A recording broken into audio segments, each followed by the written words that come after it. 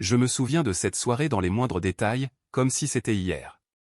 Le 14 octobre, le jour où nous célébrions notre anniversaire, marquait 7 ans de mariage, 7 ans d'amour, de confiance, de rêves et de projets communs. Je m'étais préparé pour ce jour avec une émotion toute particulière. Je voulais que tout soit parfait, exactement comme la première fois, lorsque je l'avais demandé en mariage. Dès le matin, j'avais acheté ses roses préférées, j'avais commandé son vin favori, et j'avais préparé le dîner, des pâtes au cèpe avec une sauce à la crème. Dans la maison, flottait un parfum de bougies et de fleurs fraîches. Une douce mélodie de jazz jouait en fond. Tout était prêt, mais elle n'était pas là.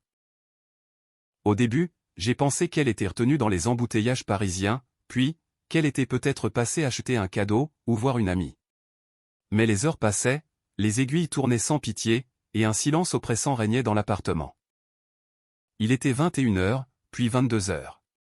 Son téléphone ne répondait pas, et mes messages restaient non lus. Je sentais monter en moi une angoisse, mêlée à de l'irritation. Je me tenais près de la fenêtre, je regardais la rue, éclairée par les lampadaires, et j'attendais le bruit familier de son moteur.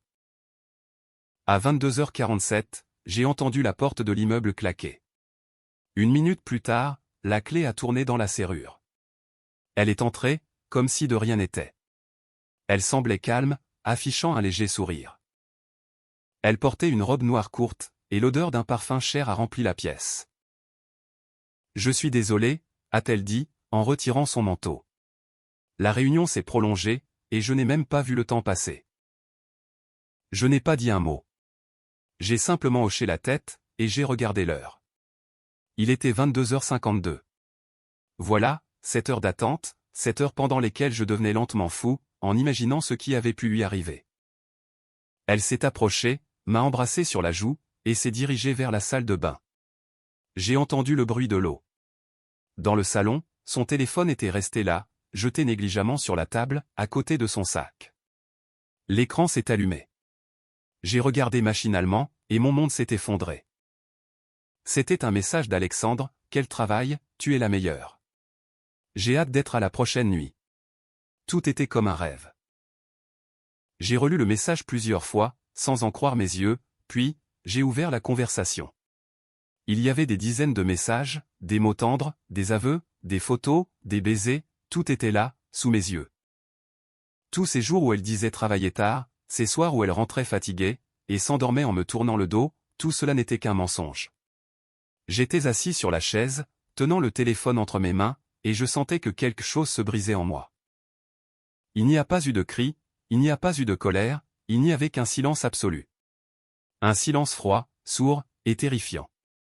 Je n'ai pas jeté le téléphone contre le mur, je ne lui ai pas écrit, et je n'ai pas exigé d'explication. J'ai simplement éteint les plaques de cuisson, j'ai débarrassé la table, et j'ai soufflé les bougies. La maison s'est remplie d'une odeur de brûlé, émanant des mèches éteintes. Lorsqu'elle est sortie de la salle de bain, vêtue d'un peignoir doux, les cheveux mouillés, j'étais assis près de la fenêtre, tenant à la main un verre de vin, qui avait déjà perdu toute sa saveur. Elle m'a regardé avec une légère inquiétude. « Tu ne manges pas ?» a-t-elle demandé. Je me suis lentement tourné vers elle, et j'ai répondu. « Je n'ai plus d'appétit. »« Tu es en colère ? Il s'est passé quelque chose ?»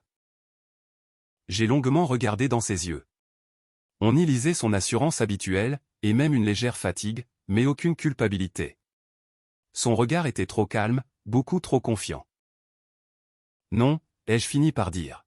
« Je réfléchis, c'est tout. » Elle a souri avec soulagement, et elle est allée se sécher les cheveux. À cet instant précis, j'ai compris une chose, elle était persuadée que tout était sous contrôle. Elle ne se doutait même pas qu'elle venait de signer l'arrêt de mort de sa vie idéale. Cette nuit-là, je n'ai pas fermé l'œil, allongé à ses côtés, écoutant le rythme de sa respiration paisible. Son corps me semblait toujours aussi familier qu'avant, mais désormais, il m'était devenu étranger. Devant mes yeux, des scènes défilaient, je la revoyais rire à la terrasse d'un café, pleurer sur mon épaule, me jurer fidélité. Tous ces souvenirs, à présent, étaient souillés par ces mensonges. J'ai compris que je ne voulais pas simplement partir, je ne voulais pas me contenter de pardonner, ou d'oublier. Je voulais qu'elle ressente exactement ce que je ressentais cette nuit-là, ce vide absolu, cette douleur, ce souffle coupé. Et pas seulement le temps d'une soirée, je voulais que ce sentiment la poursuive tout au long de sa vie. Au petit matin, ma décision était prise. Il n'y aurait aucune crise d'hystérie, il n'y aurait aucune discussion, seul le silence régnerait. Elle était devenue mon arme. J'ai souri, j'ai prononcé des mots tendres, et je lui ai apporté le café au lit. Elle ne se doutait absolument pas que derrière ce sourire se cachait un plan froid, précis, et calculé dans les moindres détails. Lorsqu'elle est partie travailler ce jour-là, je me suis approché, je l'ai embrassée, et je lui ai dit « Je t'aime ». Elle m'a souri en retour, ignorant totalement que c'étaient les derniers mots d'amour qu'elle entendrait jamais de ma bouche. À partir de cet instant, j'ai cessé d'être un mari. Je suis devenu un observateur et un juge. Je la regardais rire avec ses amis, taper un message à quelqu'un, ou me mentir effrontément en me regardant dans les yeux. Mais désormais, je transformais chacune de ses paroles en une arme contre elle. Je n'étais pas pressé. Je lui ai laissé reprendre confiance, je lui ai permis de se détendre. Ensuite, je ferai ce qu'il fallait pour détruire tout ce qu'elle avait un jour considéré comme son bonheur. Et ce soir-là, lorsqu'elle s'est endormie dans mes bras, j'ai ressenti pour la première fois une étrange sérénité. Ni douleur, ni haine, simplement une certitude silencieuse. Elle m'avait trahi le jour de notre anniversaire, le jour où je l'aimais le plus fort, mais bientôt, elle découvrirait ce que cela signifie, de tout perdre, au moment précis où l'on croit avoir gagné. Je savais qu'une explosion de colère passagère ne mènerait à rien. Si j'avais fait une scène, elle aurait probablement pleuré, elle se serait justifiée, et puis, tout serait revenu à la normale, avec sa légèreté, ses fausses promesses, et de nouveau, ses mensonges. Je n'avais pas besoin d'un éclat de voix, mais d'une frappe chirurgicale, capable de détruire les fondations mêmes de ces mensonges.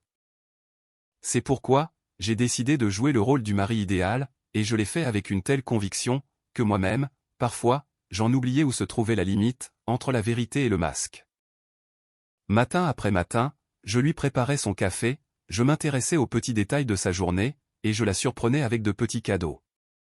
Je lui posais des questions sur son travail, et j'écoutais, en faisant semblant d'accorder de l'importance à ce qu'elle disait. Elle s'est détendue, et elle a retrouvé son insouciance habituelle. Dans sa voix, les plaisanteries sont revenues, ses yeux se sont remis à briller, mais désormais, cet éclat me paraissait empoisonné. À l'intérieur de moi, mon plan froid prenait déjà racine. La première chose que j'ai faite, a été d'engager un homme qui faisait son travail de manière discrète et professionnelle, un détective privé. Je ne voulais pas faire de suppositions, et je ne voulais surtout pas être la risée de tous. J'avais besoin de faits tangibles, de dates, de lieux, de visages, et de preuves. Le détective l'a suivi pendant des semaines, accumulant des photos, documentant des rencontres, et des appels. Je lisais ses rapports avec une haine cruelle, et détachée. Les preuves de sa trahison se transformaient en lignes claires, qu'il devenait possible de franchir. Ensuite, j'ai commencé à détruire silencieusement les piliers sur lesquels reposait sa vie idéale. Cependant, sans céder à la tentation d'une vengeance vulgaire, j'ai décidé d'utiliser la force de son propre environnement, sa réputation, son travail, et son statut social. J'ai rassemblé des preuves irréfutables, des échanges de messages, des photos, et des témoignages. Tout ce qui pouvait confirmer sa liaison avec cet autre homme. Je savais que, si son amant était un homme d'influence, une attaque contre lui se répercuterait, et qu'elle-même commencerait à avoir des problèmes. Je pouvais faire cela avec élégance, non pas en traînant son nom dans la boue sur la place publique, mais en dévoilant la vérité à ceux qui avaient le pouvoir d'agir, ses collègues, sa direction, et les membres de son cercle intime. J'ai commencé prudemment, sans grande révélation tapageuse. Une simple lettre adressée à la femme de son patron, contenant uniquement des faits, sans la moindre accusation. Le rapport d'un observateur anonyme, rien de plus. Je n'ai absolument rien falsifié. J'ai présenté la vérité de manière à ce qu'elle n'apparaisse pas comme une vengeance, mais comme un résultat logique et inévitable. Cela a fonctionné encore mieux que je ne l'espérais. Les rumeurs, d'abord discrètes, se sont transformées en soupçons. Dans les bureaux parisiens, les conversations allaient bon train. Les personnes qui, autrefois, admiraient son allure et ses manières, étaient devenues froides et méfiantes. En parallèle, j'ai également travaillé sur sa stabilité financière. Non pas parce que je voulais lui imposer le sceau de la misère, mais parce que je voulais qu'elle subisse les conséquences de ses actes, dans ces mêmes domaines où elle tirait tant de fierté. J'ai pris rendez-vous avec un avocat, avec qui j'ai discuté à l'avance des différentes options pour le partage des biens, et des prochaines étapes en cas de divorce. Tout a été préparé avec minutie, les documents, le calendrier, les arguments. J'ai agi dans le strict respect de la loi, car rien ne devait pouvoir me compromettre. Pendant ce temps, son amant a commencé à perdre pied. Sa carrière a pris l'eau de toutes parts. De vieilles erreurs sont remontées à la surface, et ses collègues lui ont tourné le dos. Je n'ai organisé aucun harcèlement, j'ai simplement mis en place une telle succession d'événements et de révélations, que les gens ont commencé à relier les faits, et à en tirer leurs propres conclusions. Lorsqu'il a tenté de résister, il est devenu évident que sa maison, tel un château de cartes, était en train de s'effondrer. Sa femme l'a quitté, ses partenaires commerciaux ont pris leur distance, et tout cela se produisait comme la conséquence directe de ses propres actes, et non de ma méchanceté. Elle, pendant ce temps, vivait dans l'illusion que tout se déroulait comme prévu. Mais elle a commencé à paniquer. Lorsque quelqu'un de son entourage faisait des allusions étranges, elle pleurait. Lorsque sa réputation s'effritait, elle l'appelait lui, exigeant des explications. Cependant, il était bien trop occupé par sa propre lutte. J'observais tout cela, en la prenant dans mes bras dans ces moments-là. Quand elle allait particulièrement mal, je lui offrais du réconfort. Je prononçais des mots doux, et je caressais ses cheveux, tandis qu'à l'intérieur de moi, bouillonnait la rage et un calcul glacial. Plus important encore, je suis passé maître dans l'art des coïncidences. Au moment opportun, il était possible d'oublier accidentellement un document sur la table, d'envoyer par erreur une photo à la mauvaise personne, ou d'ouvrir une conversation lors d'une soirée entre amis, de sorte que les messages tombent sous le regard de quelqu'un, et deviennent un sujet de conversation. Mais je n'ai jamais franchi cette ligne si fine, je n'ai rien falsifié, et je n'ai jamais menti dans les documents officiels. Tout ressemblait à une série de malchances et de révélations fortuites, qui, l'une après l'autre, détruisaient son monde. Ces semaines ont été une véritable torture. Chaque jour, je me faisais violence, en jouant un double rôle. À l'extérieur, un mari bon, attentionné, et dévoué, et à l'intérieur, un stratège au cœur de glace. Parfois, j'avais l'impression de me perdre, ne sachant plus où je m'arrêtais, et où commençait ce masque que je portais au nom de la vengeance. Néanmoins, l'idée qu'elle allait bientôt ressentir toute la profondeur de la trahison, me poussait à continuer. Finalement, une soirée a tout fait basculer. L'entreprise de son amant s'est effondrée sous un torrent de messages compromettants et d'enquêtes. Il a été licencié, et sa réputation a été totalement anéantie. Elle m'a appelé au téléphone. Sa voix était stridente, au bord de la rupture. Qu'est-ce qui se passe? Pourquoi font-ils cela? Je lui ai tenu la main, je l'ai regardé calmement dans les yeux, et je lui ai dit. Il semble que les péchés du passé finissent toujours par nous rattraper. Dans ses yeux, tout espoir s'est éteint. À cet instant, j'ai compris que mon plan fonctionnait, mais, simultanément, j'ai pris conscience que je ne me vengeais pas seulement d'elle, mais aussi de moi-même. Dans ce jeu impitoyable, nous perdions tous les deux ce que nous appelions autrefois le bonheur. Et pourtant, j'ai continué, parce que je ne pouvais plus faire marche arrière. Le dénouement est arrivé lentement, comme une vague glaciale, qui se soulève progressivement, et engloutit tout sur son passage. J'avais tout préparé pour qu'aucun de mes pas n'éveille les soupçons, et ne laisse la moindre faille pour ses justifications. L'avocat avec lequel je travaillais était intransigeant et extrêmement précis. Tous les papiers étaient en règle, les preuves étaient rassemblées, et le plan de partage des biens était structuré de manière à minimiser les doutes du juge. J'agissais dans le strict respect de la loi. Cela m'apportait une certaine tranquillité d'esprit. On ne peut pas accuser celui qui joue selon les règles, même si ses motivations sont obscures. Le jour où j'ai déposé la demande de divorce était une journée fraîche et dégagée. Elle était habillée de manière toujours aussi soignée, avec un brushing impeccable et un maquillage parfait, comme si elle se préparait pour une cérémonie. Seulement, dans ses yeux, on pouvait désormais lire de l'angoisse et de l'incertitude. Je me souviens de la façon dont elle a essayé de m'arrêter, en joignant les mains, et en me suppliant de ne pas détruire notre famille. J'ai écouté, et j'ai gardé le silence. Le silence est devenu ma seule réponse à toutes ces suppliques. Lorsque l'avocat a énuméré les différents points, elle a vu pour la première fois les documents, qui listaient les faits concrets, ses infidélités, les fraudes financières de son amant, et toutes les preuves rassemblées par moi-même et le détective. Ce n'était pas une accusation basée sur la jalousie, c'était une réalité juridique implacable, et elle la regardait comme on regarde une condamnation. Le tribunal s'est déroulé sans le moindre scandale. Tous les faits jouaient en ma faveur. La maison, dans laquelle elle recevait autrefois fièrement des invités, et planifiait notre avenir, m'est revenue légalement.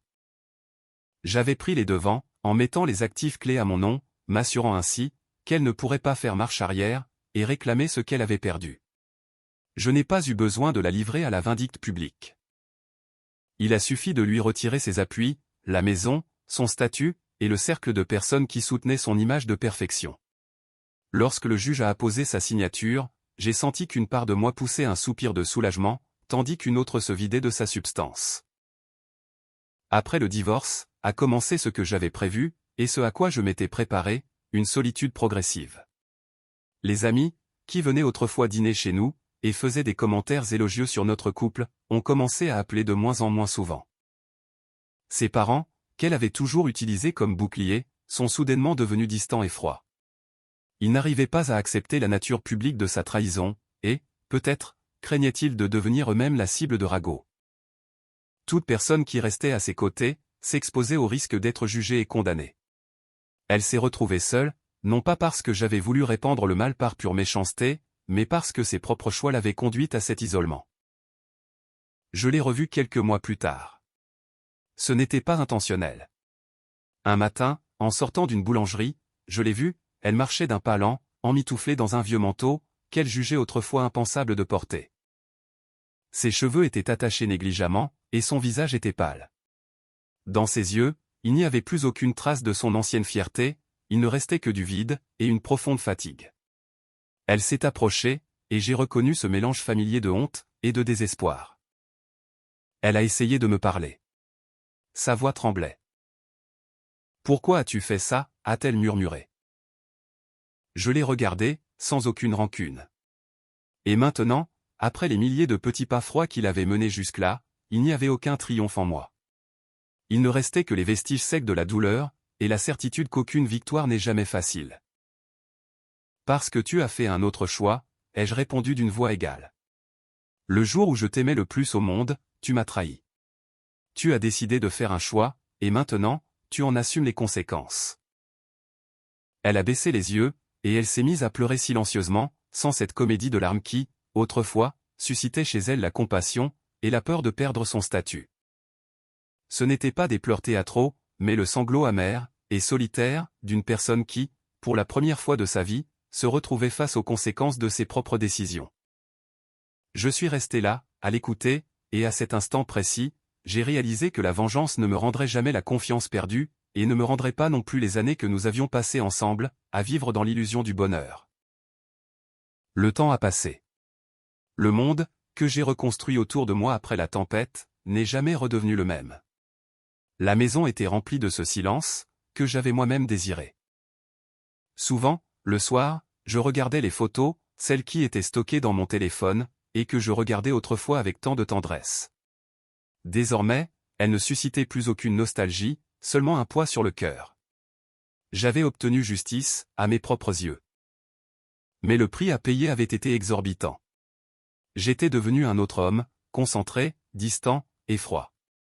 Mon cœur s'était comme endurci, mais en même temps, il avait perdu quelque chose d'essentiel, la capacité de faire confiance de manière inconditionnelle. Parfois, la nuit, j'imaginais comment les choses auraient pu se passer autrement. Une seule conversation, un seul regard honnête en forme d'aveu, une seule tentative sincère de comprendre. Et, peut-être, tout serait resté comme avant. Mais ce n'était là que des mondes hypothétiques, qui n'avaient aucun poids dans la vie réelle.